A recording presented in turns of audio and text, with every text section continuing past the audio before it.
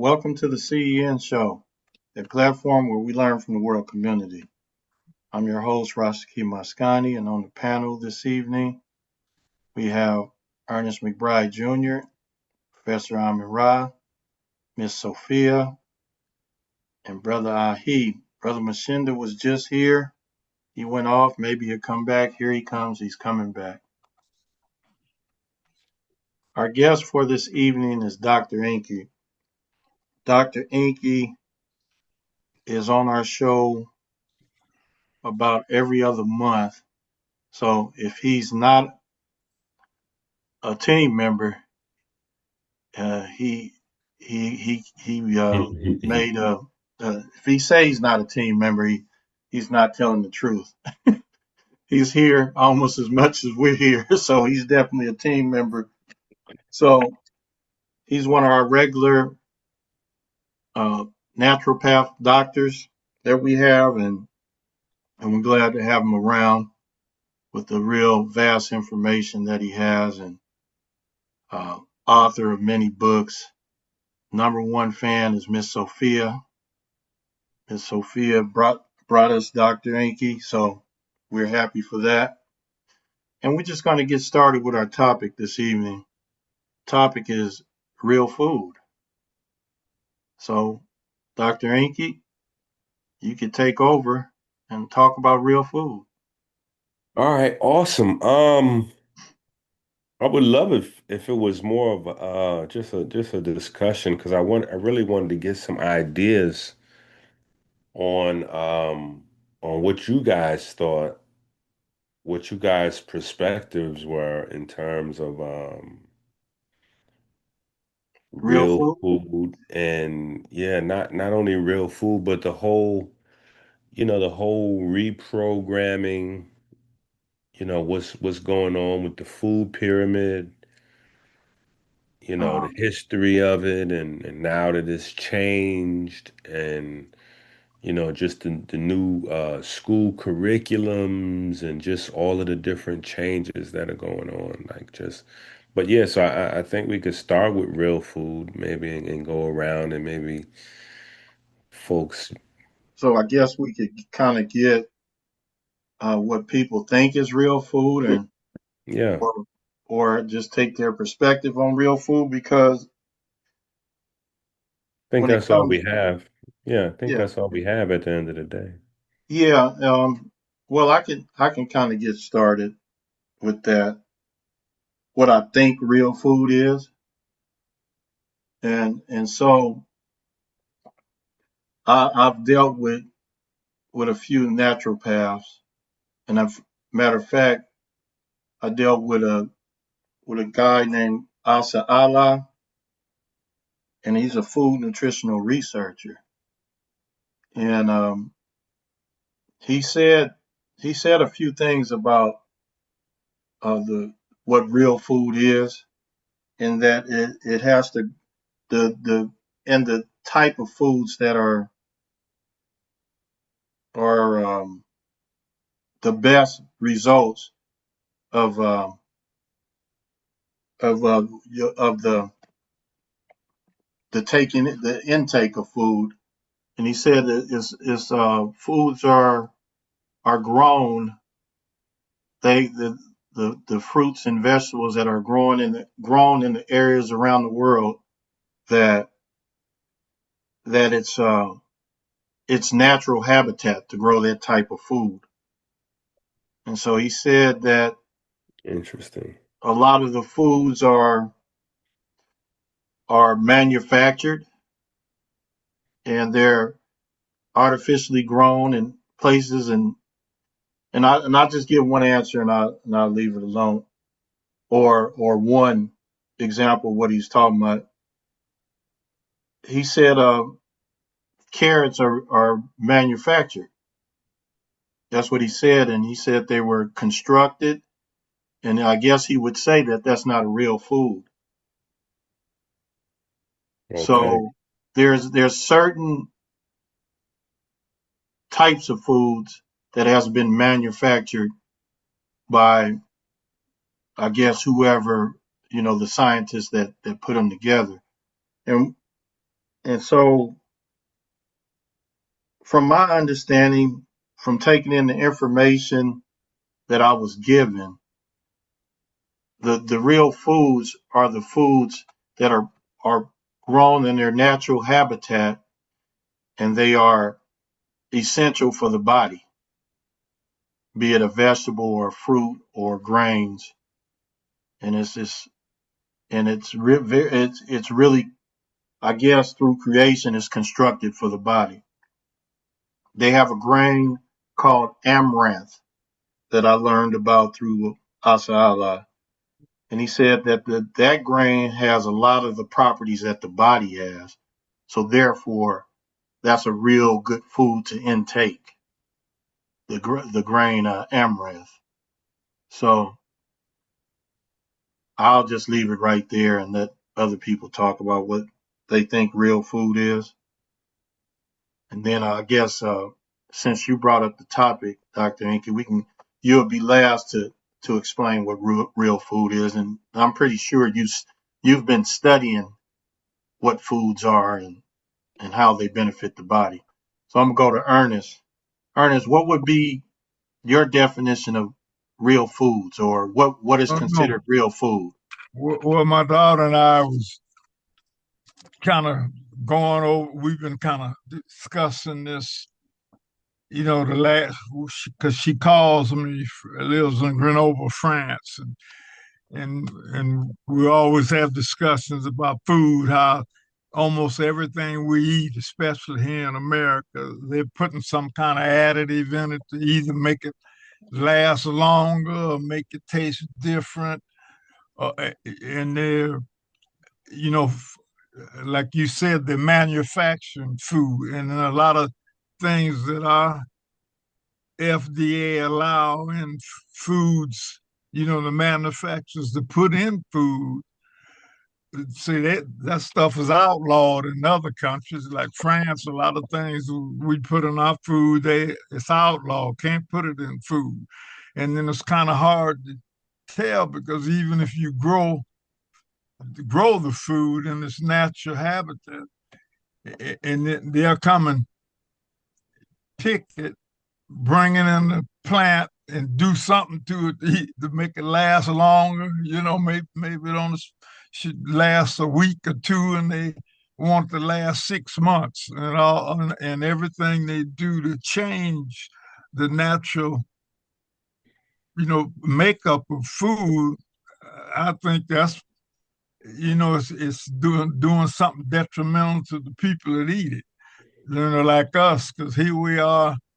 Our parents were kind of before my parents, say my grandparents. Stuff like dementia and Alzheimer's, that stuff wasn't going around. But now, it's a pandemic now. Because everybody I talk to, there's some member of the family or they know somebody that's got dementia or Alzheimer's. And so that's the only thing I see is I don't even know how you can even food you grow. Say you grow your own garden. Well, what about the chemicals you put in, to use to fertilize?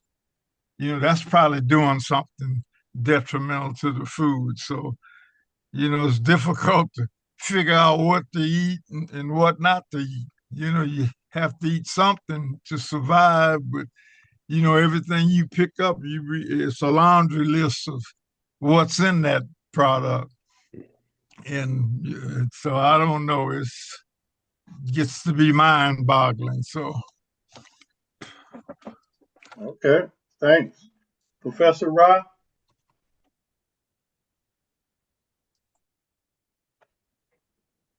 Yeah, Professor Rahh. it depends on your culture and where you live. Certain natural foods you can't get everywhere, or food that come up out the ground. That's why some people eat animals because they were in a cold area and they couldn't grow. And,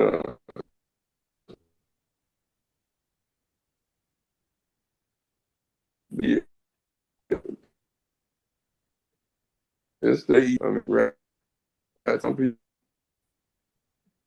culture to another person. So that's my answer. It's a cultural dynamic that determines what's real food. Wait, I Most couldn't. I'm sorry to cut you. people who are It's can you start back over? Because it seemed like his microphone is. into Professor Ra, man, you can you, have you have a can you hear me? connection issue, so he wants you to repeat what you said because he couldn't hear everything. Can you hear me now? Yeah. Yeah. I'm having connection problems too. Can you hear me now? Yep. I said it's a cultural dynamic. In Istanbul, they eat rats. In certain parts of China, they eat bats. I mean, in America, where you have people who study nutritional eating and healthy eating, they come up with a whole bunch of prescriptions for you, you know, and then they tell you how to prepare the food. Like, don't cook it because you cook the nutrients out of it. They say you need to eat kale, you need to eat this, but don't cook it. But I'm just saying that depends on where you live, how you live. In certain parts of Alaska, and then certain parts of Europe, where the Arctic is, it's cold year round almost. You can't grow nothing. So people went to eat meat and killing animals. I mean, it's a challenging thing. But even here in America, if you're going to study what's nutritional and what's best for you to eat, that's still a cultural thing.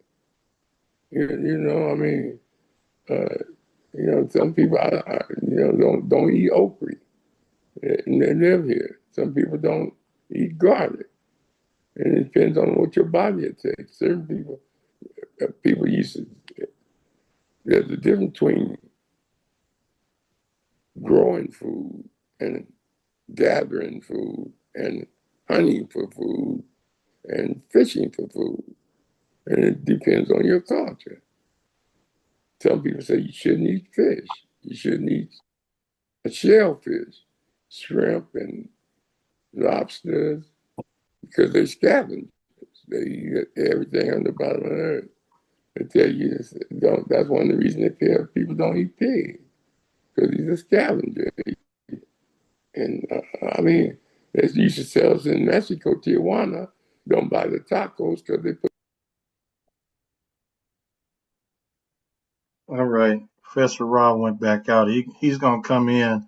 We'll come back to him. Hopefully his internet stabilize it. Okay. Okay, Miss Sophia, we're gonna go to you.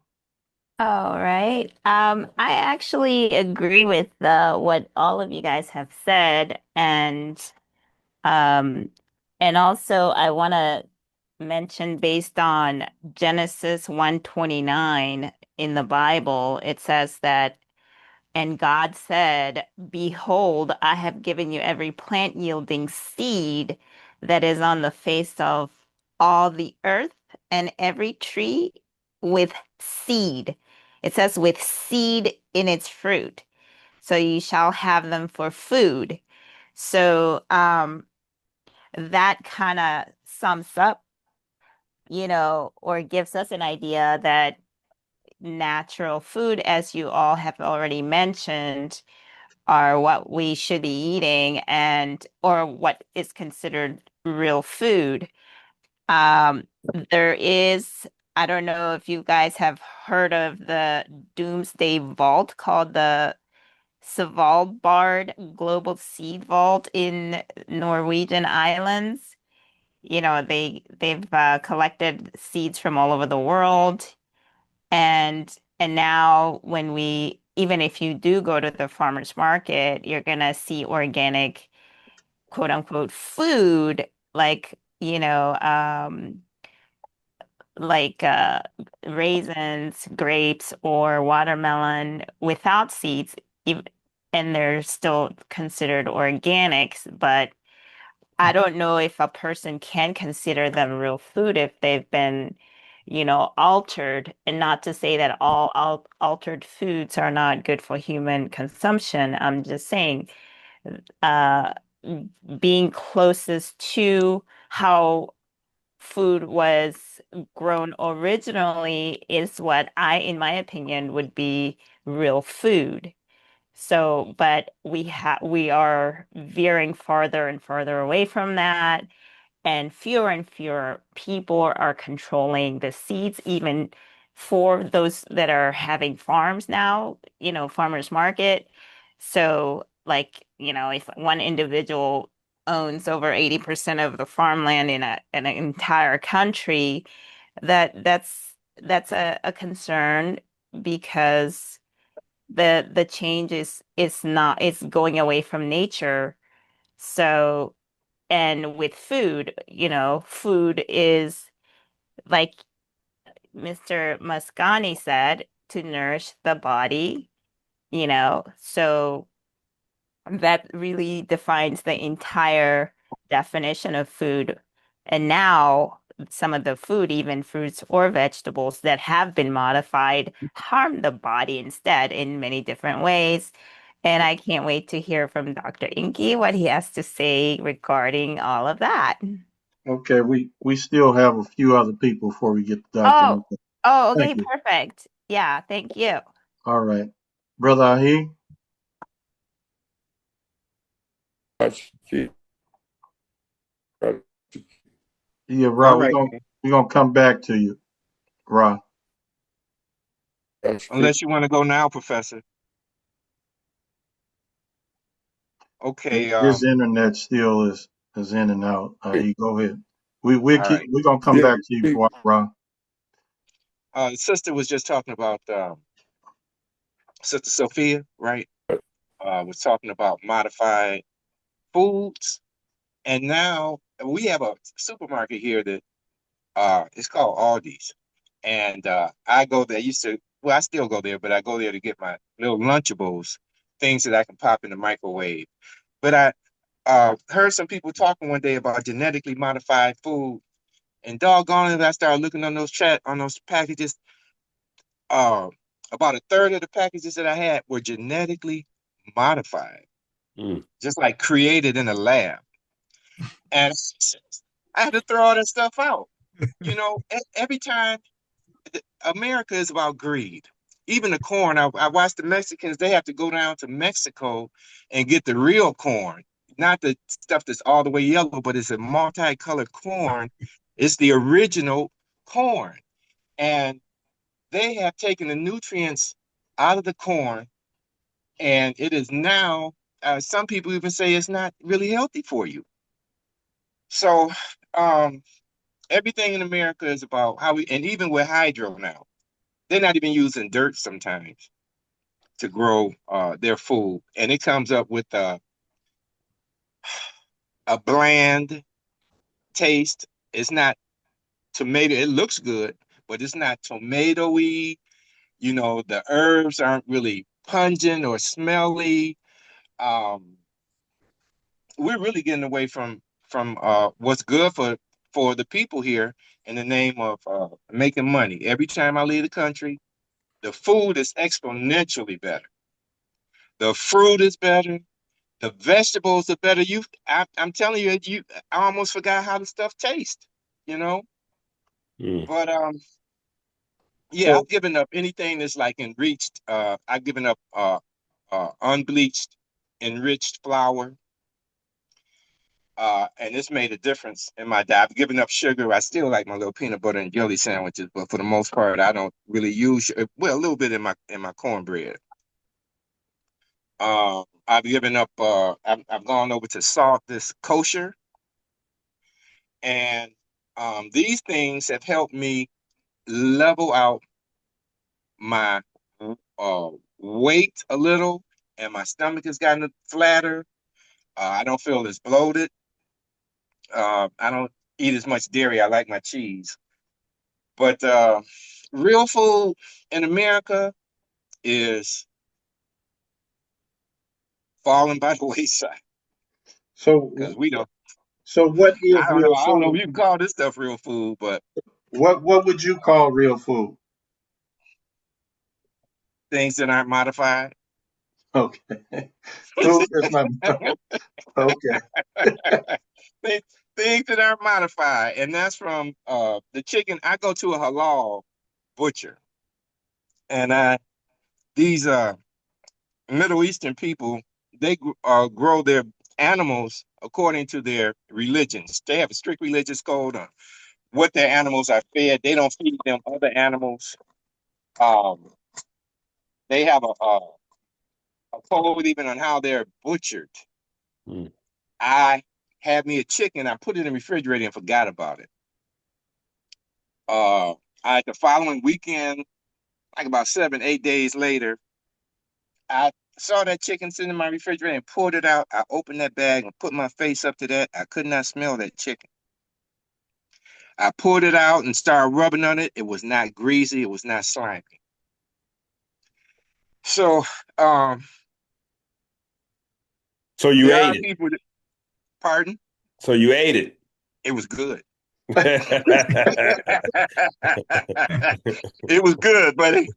And so I mean, certain people are really working, and we have our urban farmers here now that are trying to get back uh, uh, to the health of their community and grow their own food and do things the right way.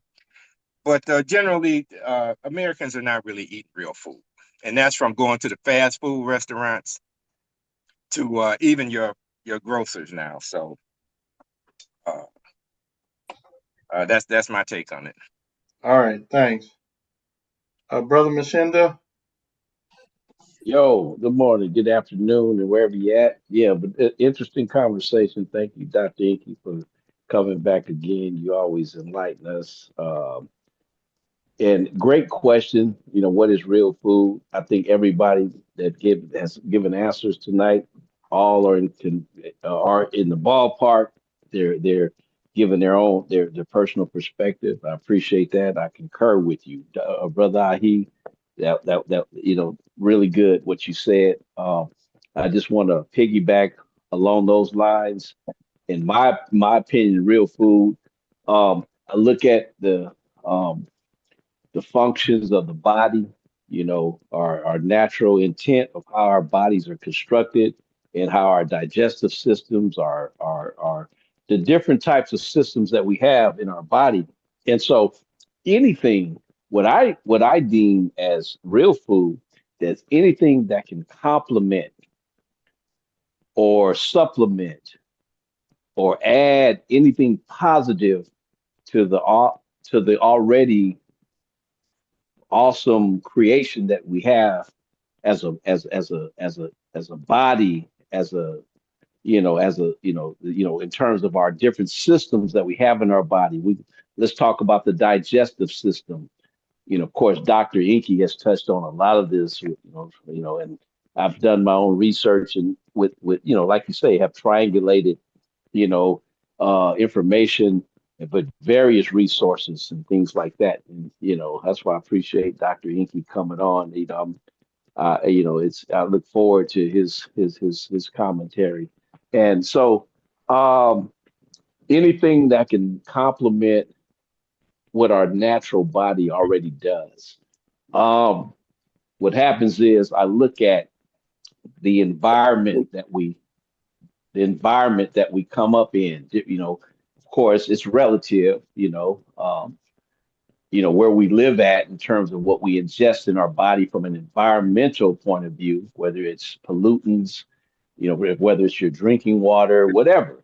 At the end of the day, anything that can offset or complement offset meaning that any negative things that may or any uh, deficiencies that we may have based on our environment.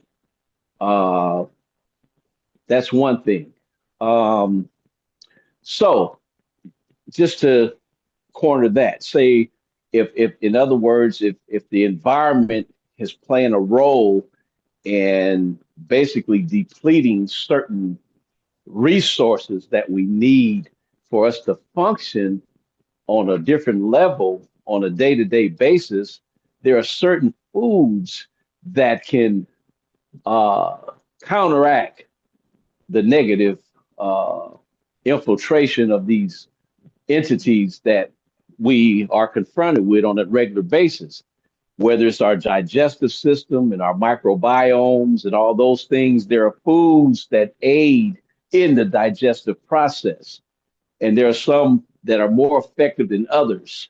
So, based on anyone's research, based on, of course, people like Dr. Enqi, people who research these things, can recommend or advise on, hey, this will aid or help you in your digestive tract. If you have diabetic situations or if you have high blood pressures, these are the things that can actually work to your advantage. So those are the real foods that complement or aid in replacing the deficient areas within our natural body. I'm done. I made that up, but I think that's how I feel. What you think, Dr. Enqi? That was good. I dig it. I dig it. I dig it. All right. Thanks, Brother Mshinda. Brother Hembrick? Yes, sir. I appreciate everybody's comments this evening. I don't know how to define real food, but I know what I do for me, and I don't eat nothing out no can, nothing out no package. I don't fool with nothing white, salt, sugar, white rice, milk, none of that. No dairy stuff. I don't eat no red meat. I grow a lot of vegetables and stuff. I try to eat a big salad daily with all the colorful things in it, you know, green, red, yellow, and orange, bell peppers, broccoli, red and white onions. Sometimes I put some raisins in there, pumpkin seeds, stuff like that. No sodas, no alcohol, and that's what I do. It's hard, sometimes uh, it's hard, to stick to stuff like that, depending on where you live, your environment, how much money you got in your pocket, stuff like that. But that's what I do for me, and it's working well. A lot of water. Water is number one. But I just try to keep a balance of uh, water, exercise, rest, and no stress. And that's about it. All right. Thanks. And I know the Dr. Rutherford came on and he has a farm and he talked about uh, things that you could eat that's good for the body. So he would have a real good answer, just like everybody else, about real food. So Professor Amin Ra's back out again. So we're just gonna go to you, Dr. Enqi, so you can tell us about real food from your studies and perspective. Okay, awesome. Yeah, I think that we had a diverse, and shout out to the platform. Definitely want to shout out and appreciate Sister Sophia. Um, yeah, we had a diverse bit of answers. I think that I think that most of the answers though were kind of touching on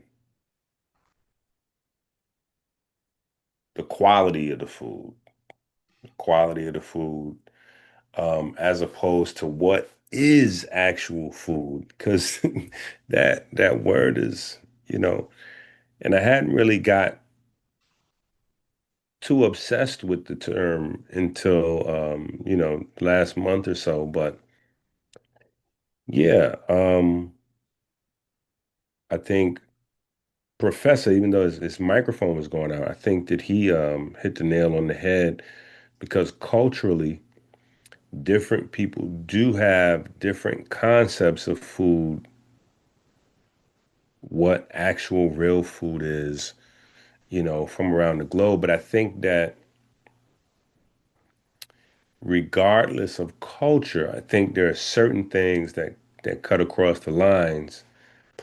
And I think that in America, America is the most unhealthiest country in the developed world right now. And Black folks are the most unhealthiest group in the most unhealthiest country in the world right now. So we have the weight of the world on our shoulders, so to speak. We're competing with in an unhealthy in an unhealthy race. We're competing with the Native Americans, which is a whole nother interesting conversation that we would find ourselves in the boat with the Native Americans, because some folks say that we are the Native Americans. So it's interesting that when we get into a health discussion, we look over to our left and our right, there'd be, the Native Americans would be there. But yeah, I think that the largest problem is we're consuming the food from in the middle of the supermarket. Um, I could make an argument for plant-based culture or vegan culture, but I think that in the discussion of what real food is, I think meat, has earned its place. Whether we personally agree with it or not, I think meat has earned its place. But even the meat has, meat from the super. So even if we discuss meat from the supermarket. So me and a group of brothers, we were talking about, and this is just last night. We were talking about how they have started to put candy bars and Skittles and things like that, like Now-a-Laters, Skittles, candy bars. They have started to mixing those in the animal feed. So even even when you get, even the beef or the cow, um, maybe the birds are the least tampered with, but they've been tampered with, and there's a large amount of antibiotics and vaccines that go into the animals um, that would easily rival, any amount of pesticides and fertilizers that go into, or glyphosate or whatever the case may be, that go into plants. So I just think that when it comes to quality of food, unadulterated would probably be the best term that we would have to get back to, but that would require us a shift in consciousness and then a shift in, our taste buds and habits. Um, but I think the thing is the Frankenfood. I think that's the thing, is the Frankenfood, the food that has no soul, the food that has never had a soul. Because you might say, well, if we're eating dead animals don't have a soul. True. But at some point, maybe they did because they were breathing, right? And we know spirit, that's kind of the essence of what the word spirit is breathing. And, plants, when we eat fruits and vegetables and grains, those things are still breathing. The meats and things like that, they were once breathing. But I think when we get into the large majority of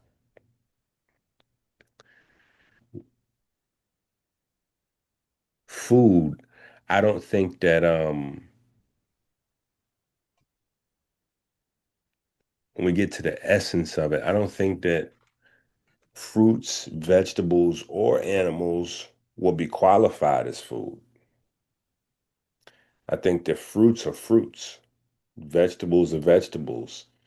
You know, it's already bad enough that we call cows beef instead of calling them cows. But I think food has primarily been utilized to describe and maybe even to mix the things that don't really have an inception outside of a laboratory or a manufacturing plant, like like maybe cornflakes or things that were just created where there's very little actual natural substance, even if we're including the additions of additives and colors and things like that. You still may have a substance that outweighs the additions. um, the largest problem that we have in America is the consumption of fluids. That is the largest cause of diabetes, obesity, and heart disease. It's not even actual solid food. It's the fluids and the condiments. Those are the big killers. So, um, and we know that these juices are complete inventions. Not because they're not actually juices. They're not products of fruits or vegetables. They're made up 100% in a lab and then mixed into tap water, right? Um, Sodas and things, they're just made from lab powders and, tap water. So I think that real food is not food at all. I think I think real food is, fruits, vegetables. That real food has an actual noun, has a name. Apple is an apple. Once we get into Apple Jacks, then Apple Jacks will be considered food, but the apple is an apple. You know, so I think that is the thing. And so I do like the direction that things are taking, even though there's some adverse short-term stuff that's going on, and then we know overall there's some money stuff that's also going on in terms of the changing of the food pyramid. Now, Dr. Enqi, yeah, can I interrupt real quick? absolutely. Dr. Sharita has come in, and I would like to get her definition of what Yes, yes, yes. I food, would love to hear and then her. we'll come right back to you. Yeah, I would love to hear what she's saying as well. Dr. Sharita, welcome. Unmute, please. We want to get your definition of real food. Okay, Dr. Enqi, I don't know if she's just listening or not. You can continue, Dr. Enqi. Oh, okay. Yeah, she might be doing something in the background. You know, how you turn the show on and you do multitasking.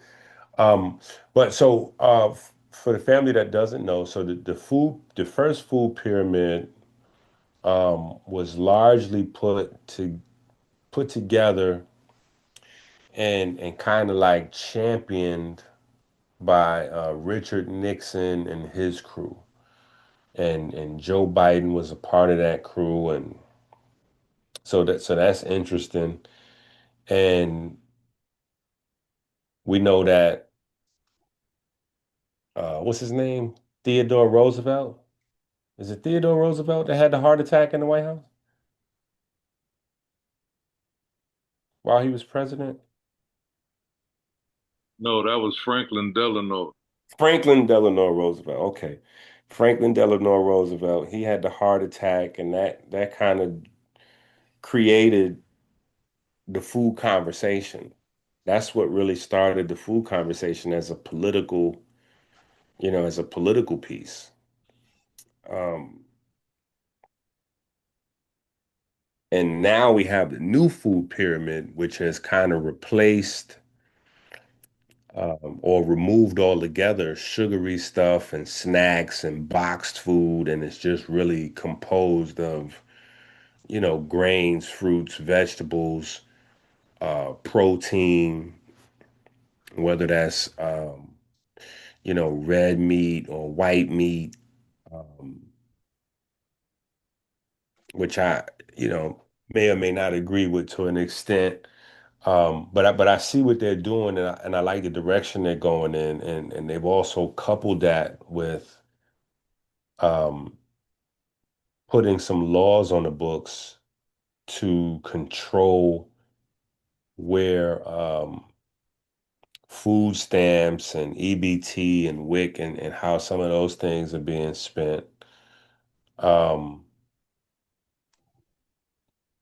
which I also like. I think that a lot of people are a lot of people upset about it. Um, but we have a child obesity crisis that is going through the roof, and it's only going to get worse because the sedentary issue where people are not moving around, that is going to grow exponentially. Nobody's really thinking about the next 20 to 30 years, but or even 50 years. Dr. Enqi, before you go forward, I want to delve into what you were saying Mm-hmm. about the you talking about the administration and their food, their nutritional chart or Yep. whatever. Yep. And you say you like the direction they're going in. Can you be more specific and why you would like that? Sure. Because Sure. a lot of people really, just because of Trump, anything Trump, they they want to go They against. against it. Yeah, they Yeah, against it. because it's him, Right. without really checking out the scene. So Right. maybe Yeah. you can enlighten us, because I didn't really look into the food chart because I'm doing my personal studies and I'm the experiment. So I'm No, not no, no. really All paying too much. good. But can you go deeper in that a little bit? Yeah. So what they basically did was um removed any of the fake, the laboratory stuff, and just put the basics on the food pyramid now. So you still have your dairy, your meat, your fruits, vegetables, etc., but that's it. You don't have, sweets, candy, sugars, sodas, and they've went a step further to limit or even eliminate the ability of using state funds to purchase sodas and fake juices and cookies, candies, potato chips, and things like that. So they are trying to get America from being in dead last, because we are in last place in terms of health around the world. We even have one of the worst. We're listed as top 10 worst countries in the world to have a baby in for a woman. Top 10 worst places in the world for a woman to give birth at. So, so yeah, they're trying to change those things. And so I don't necessarily, I would have probably designed the food pyramid different, but it is a better food pyramid than what we had. And the thing that people may or may not get, and again, obviously because it's Trump, they're gonna go against it. But say if Dr. Africa, may he rest in greatness, if Dr. Africa had come up with this and he had put it in, people would be parading in the streets saying he was the next coming of Christ because, you know, the food pyramid, whether we look at it or put any stock in it or not, the food pyramid is what is going to, trickle down into not just the supermarkets, but into our high schools, our junior high schools, and our elementary schools. And right now, the number one thing that the children are eating in school is, Doritos, donuts, pizza, um, soda. That's what the school system is offering the children based on the old standards.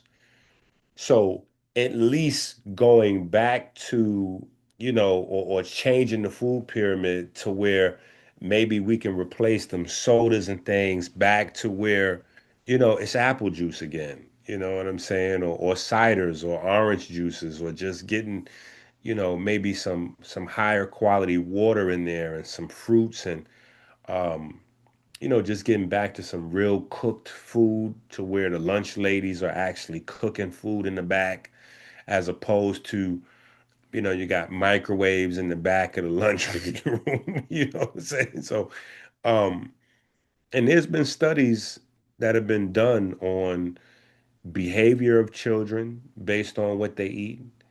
And, those are academic as well as behavioral. They've done studies in the prison populations to show that the violence or propensity towards violence largely depends on what the prisoners are fed. So, in different groups, they have tested these theories and shown that, you know, performance overall, whether it's physical or mental, and even mental health and emotional stability is tied to what it is that we're eating, and not necessarily so much as whether it is, meat or plants or whatever the case may be, just as much as it's maybe natural, um, and at one point had life in it. I think that is a big thing, just to unite around some core principles, um, because we know that pizza, uh, yeah, we know that pizza doesn't, it's never breathed. Pizza has never breathed before. There's no respiratory process that ever goes on in a pizza. And even if we want to micromanage and look at the unique parts of a pizza, once once budgeting and things like that come into play, the pizza that hits the school is not going to necessarily be what maybe an Italian family would prepare for their children. It is going to be the most affordable cheese with the most affordable breads with the most affordable tomato sauce, which is going to have the highest amount of sugar and preservatives in there and some of those things. So yeah, just putting a stamp and saying if it's going to be meat, it should be, meat that is, free of chemicals. We want to get the plants as free of chemicals as possible and just try to get back to some sort of semblance of living things or things that were once alive, as a blueprint and standard for what it is that we're eating and start from there. I- it's an improvement.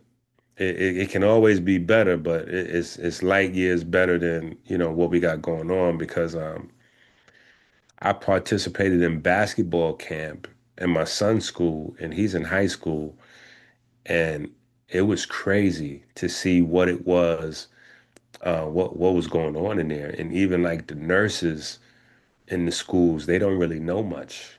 They're in there with Gatorade and pickle juice for kids. Like, I was like, this is wild. You know what I'm saying? Like, um, and and this is like the resources that the children have to lean on. So, um, but they're taking it a step further and requiring nutrition to be taught in medical schools and in colleges and also high schools as a primary medicine. So that is also a beautiful thing that food is being taken serious in terms of being able to reverse illness, prevent illness. Um, we would have to look around and make sure we're not being recorded by the feds, and before we could say cure illness, you know what I'm saying? But yeah, so they're taking food serious. They're gonna institute they passed some bills last year, last spring, last summer that are being put into action where the medical school curriculums have to be changed. Um, but on the flip side to that, I think there's some money, of course, always involved with what's going on. So the holistic community, is being replaced. The holistic community is being replaced to whereas, I've been on YouTube since YouTube started. And there was a time period where even before YouTube, because we kind of sold our souls to YouTube, to create the vibe on YouTube. But pre-YouTube, we had our own little chitlin circuit where, people were doing lectures in all of the different major cities all across America every weekend. Somebody was somewhere. Dr. Africa was here, Rodoko Rashidi was there, I was over here, somebody was there. And it wasn't just the speakers that were doing their thing because at every one of these places, you had vendors lined up. So the vendors were able to make a living. Um, the people that owned the venue, they were getting their dollars. The information was getting disseminated. There was, the quality control on the information was the people. You didn't have to worry about being censored in any shape, form, or fashion. You regulated your own price for your content, whether you were on the higher end of things like Ashwa Crazy and, their DVDs were like $50 or $100, or some folks sold their material for $10 or whatever it was. But it was a market that we completely controlled to where now, you do a live stream on YouTube. If your channel's monetized, you get like $1 for every 10,000 or 100,000 people that watch it or something crazy like that. Um, so, there's that. But at one time, if you typed in holistic health on YouTube, there would be nothing but, like black teachers that would pop up on YouTube. Um, Now, if you type that in, you don't find anybody. You have to search hard to find like a Richard King or Dr. Sabi's old videos or Dr. Africa. You have to really search for those things. It doesn't just pop up, auto-populate because the algorithms have pushed them out.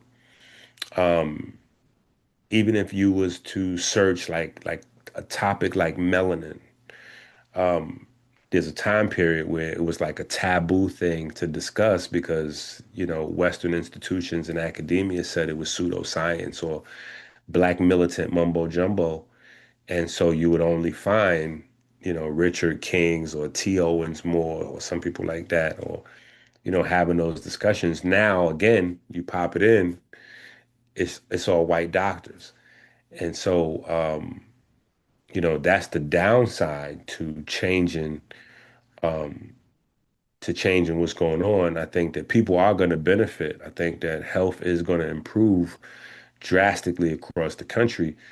But, you know, um, the roots of what holistic health and naturopathic health was in America is going to look very different.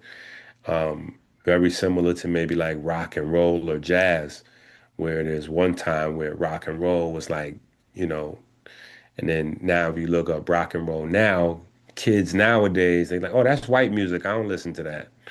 Or, you know, you ask them about, that's that white music. I don't listen to that. You're like, wait, what? Do you know who created that? So I think that holistic health and naturopathy is going down the same road, because it's being co-opted. Even herbs are being, they've created a new term so that herbs can be phased out. They came up with a term called nutraceuticals, and nutraceuticals is nothing more than doctors selling the herbs. And because it's the doctor selling the herb, instead of, calling it a herb or a combination of herbs or herbal blend or whatever, it's called a nutraceutical. Um, they also just passed a law to make it illegal um, to discuss food um, in certain capacities without being board certified or licensed. So as we kind of have gotten accustomed over the last 20, 30 years of talking about how certain foods, can impact certain, it's like the gift and the curse. We always wanted these concepts to be accepted mainstream, but I don't think we thought about the back end of what it means when these concepts go pop. So, yeah, now you need to have board certification or license to be able to say that, you know, um, a plant or whatever the case may be, or certain foods like cabbage. If you want to talk about the anti-cancer properties of cabbage or broccoli, you know, it's illegal if you're not board certified or have a license. So, those are some of the downsides to the changes that are taking place, and a lot of people aren't even really aware of those changes that's being put in place right now. So, so it's a gift and a curse. I think that the new food pyramid is good. I think doctors traditionally have had zero training on nutrition, you know, and primarily that's because the medical system in America was created before there was an idea of nutrition or diet in America. The first medical school was 1765. The word calorie is not invented until almost 100 years later in the 1840s. The first vitamins are not discovered until almost 200 years later in the early 1900s. Between like 1905 and maybe 1940 is when we started to really nail down what a vitamin was. So that's almost 200 years between the time that, medical school was first started in the 1760s to the 1940s. So what happened was, as new things developed, instead of incorporating them into the health system, they just created separate businesses. So you have a doctor, then you have a nutritionist, then you have a dietitian.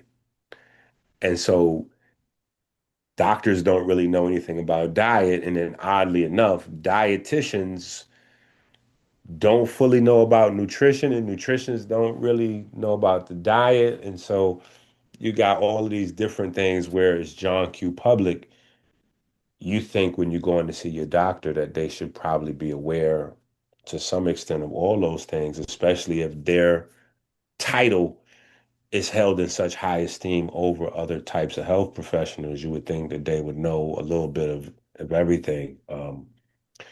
But so that's changing, going from 1 hour per per 2 semesters, 30 minutes per semester of nutrition training.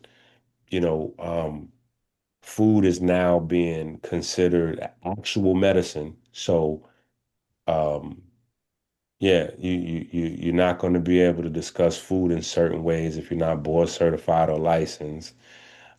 Exercise has been upgraded to lifestyle medicine. So even exercise, people will not be able to freely discuss exercise if they're not board certified or licensed.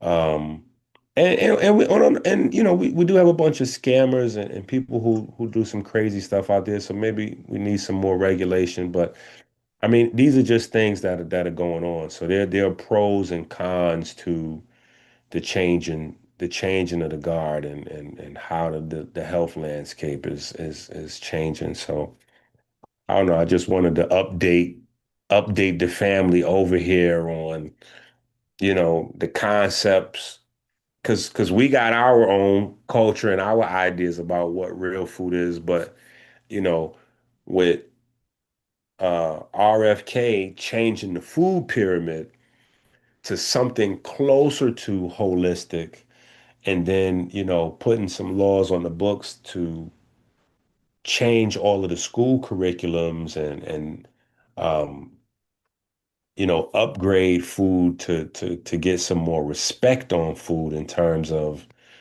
food being therapeutic and having a therapeutic value and exercise and getting everybody to start moving around and um, there's just a blowback to that. There's some impact. So people have to make some changes in order to be able to continue to do, what we've been doing and not be drowned out um, like other industries that we may have created or contributed, been co-founders of, at least anyway, in America. And now, you can't really find us in those spaces anymore. We've been drowned out. So, but yeah, so overall though, I like, I like what's happening. The business side and the back end of it is a little crazy, you know. It's going to be interesting to see how that's applied. It's going to be tough to be able to stop people from talking about exercise and food in a certain type of way. Um, but yeah, so I'll turn it over to you. So I want to thank everybody for coming this evening. We have our regular shows next week. We'll talk about that. Well, you can look on the website. So Peace thanks to a the lot, family. everybody. Yes, peace. Thank Thanks, Eat you. one, Sophia. teach one, and Conscious Corner. Everybody continue to have a great day. Yes. Thank you.